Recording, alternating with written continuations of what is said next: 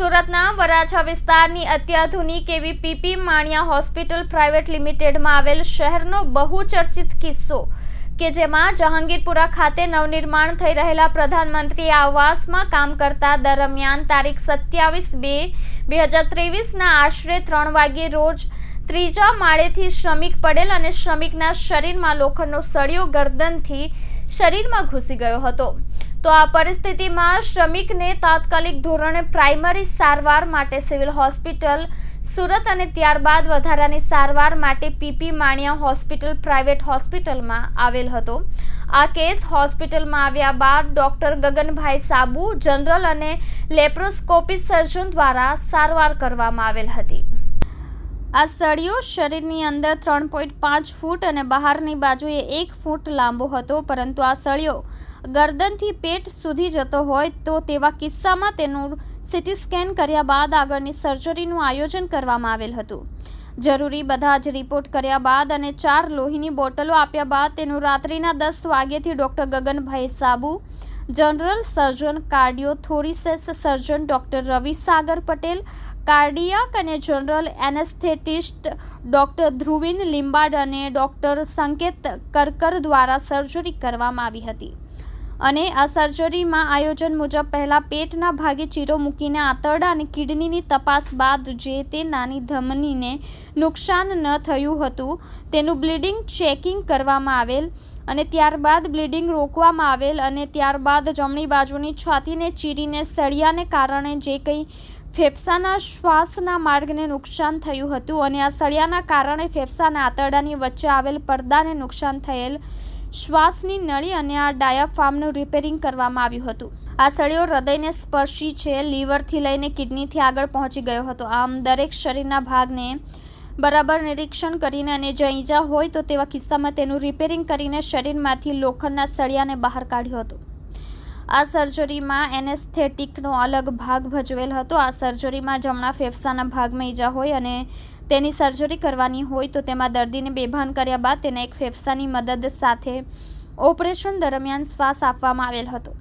આ ઓપરેશન 5 કલાક સુધી ચાલ્યું હતું। ઓપરેશન બાદ આ દર્દી વેન્ટિલેટર પર હોય અને ગંભીર પરિસ્થિતિ હોય તો અમારી critical management team doctor Mittal Kothari, doctor Himani Garasia, doctor Hardik Desai અને ડૉક્ટર રાકેશ અવિયા દ્વારા આ દર્દીની સારવાર આઈસીયુમાં કરવામાં આવેલ હતી અને તેને ફક્ત 3 દિવસની અંદર વેન્ટિલેટરમાંથી બહાર કરી નાખ્યા હતા। मेरा नाम डॉक्टर गगन साबू है। मैं कंसल्टेंट सर्जन पीपी मानिया हॉस्पिटल प्राइवेट लिमिटेड में हूँ और हमारे पास में मोहम्मद रफ़ीक नाम से एक पेशेंट थे जो कि 27 फरवरी के दिन उनका एक पीठ से सरिया घुस गया था और जब उसकी प्रिलिमिनरी टेस्टिंग हुई तो पता चला, सिविल हॉस्पिटल में पहले उनको लेकर गए, वहाँ प्रिलिमिनरी टेस्टिंग में ये पता चला कि वो जो सरिया था वो उनके छाती और पेट तक घुसा हुआ है। फिर वो पेशेंट को वहाँ से हमारे यहाँ पर लेकर आए और रफ़ीक भाई का हमने जो भी प्राइमरी इन्वेस्टिगेशंस की उसमें जिस तरह से हमारे को सामने आया तो ये समझ में आ रहा था कि जो दाएं बाजू का जो फेफड़े है, लंग्स है, उसके और जो हृदय है उनके बिल्कुल पास से सरिया निकलते हुए और रीढ़ की हड्डी को भी इंजरी नहीं हुई इतनी, और फिर बाद में जो डायफ्राम होता है छाती और पेट के बीच की जो स्नाइल है उसको चीरते हुए लीवर, किडनी और नीचे की जो एक मांसपेशी आती है वहाँ तक घुसा। तो सरिया जो था वो तकरीबन 3.5 फीट पेशेंट के अंदर घुस गया था। इसके अंदर में सबसे ज़्यादा चैलेंजिंग पार्ट जो था कि वो इंटरनल ब्लीडिंग रोकना था और जो फेफड़े के ना चोट लगी थी उसकी वजह से पूरे का पूरा हवा लीक हो रही थी। दाएं बाजू में फेफड़ा पूरा का पूरा दब चुका था। तो इमरजेंसी में सबसे पहले हमने ट्यूब्स डाली दोनों बाजू में छाती के अंदर, और ट्यूब डालने के बाद में हमने ऑपरेशन के लिए प्लानिंग करी।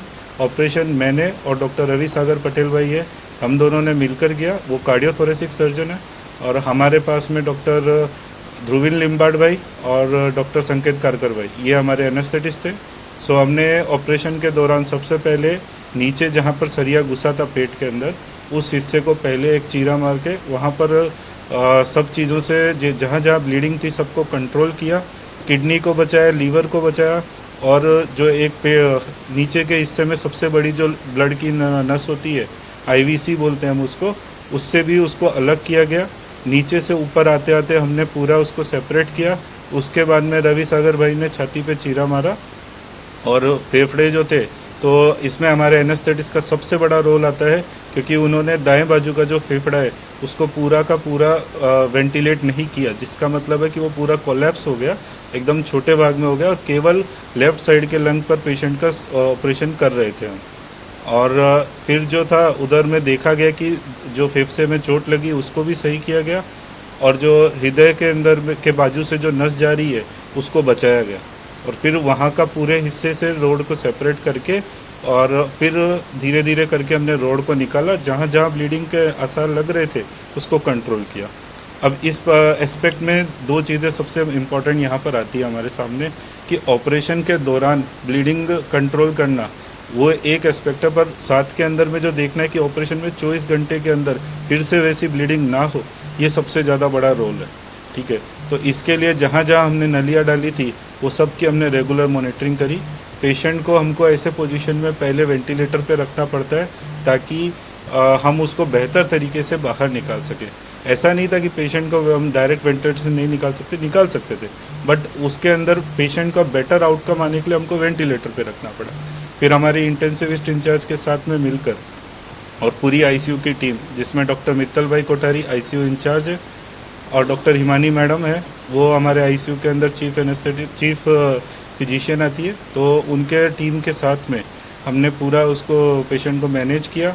वेंटिलेटर से पेशेंट 36 घंटे के अंदर वेंटिलेटर से बाहर आ गया पेशेंट। और जो जो ट्यूब्स डली थी, सो लेफ़्ट साइड की ट्यूब जो थी वो हमने तीसरे दिन निकाल दी। पेट के अंदर हमने ट्यूब्स डाली थी, वो ट्यूब भी हमारी निकली। इसमें जो सबसे बड़ी बात ये होती है कि पेशेंट को जिस दिन हमने वेंटिलेटर से निकाला उसके अगले दिन पेशेंट चलने फिरने लग गया। उसको हमने जो लंग्स के लिए एक्सरसाइज होती है वो सब शुरू करवाई और उन सब का रेस्पॉन्स अच्छा आया और उसके अच्छे रेस्पॉन्स के साथ में आज वो 10वें दिन बाहर आ गया है हर चीज़ से। ऐसे कई बार ऐसा देखा जाता है कि इनके अंदर इन्फेक्शन का रेट बहुत ज़्यादा रहता या और कोई लंग्स की इंजरी रहती है तो फेफड़े में पानी बहुत ज़्यादा भरता, तो पेशेंट 6 महीने तक बाहर नहीं आता है। और कई बार ऐसा होता है कि डिलेड इंजरी समझ में आती है कि जो हमको हफ्ते भर या 10 दिन के बाद दिखाई दे, तो वैसी भी कोई इंजरी नहीं मिली है। सो ओवरऑल पेशेंट जो है इसका एक तरीके से हम बोल सकते हैं कि he is the luckiest person on the world. We can give him that title कि इतने सब बाजू से हर एक ना मेजर ऑर्गन को इंजरी होते हुए भी वो बच गया। तो ये बहुत बड़ी बात है, ही is the luckiest person of the world.